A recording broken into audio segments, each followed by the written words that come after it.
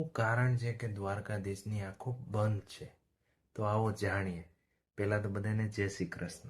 હું વાત કરી રહ્યો છું દ્વારકામાં સ્થિત દ્વારકાધીશની મૂર્તિની, જેની આંખો બંધ છે.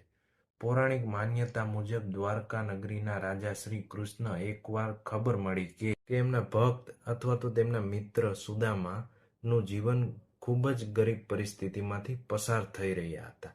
આ વાતની ખબર પડ્યા બાદ પ્રભુ શ્રી કૃષ્ણ સુદામાના ઘરે પહોંચી ગયા અને સુદામા શ્રી કૃષ્ણને જોઈને ખૂબ જ પ્રસન્ન થઈ ગયા અને એમને પ્રભુ શ્રી કૃષ્ણને ભોજન જમાડવાનું વિચાર્યું. પણ એમના ઘરમાં કંઈ જ નહોતું. નબળી પરિસ્થિતિ હોવાના કારણે એમના ઘરમાં કંઈ જ નહોતું.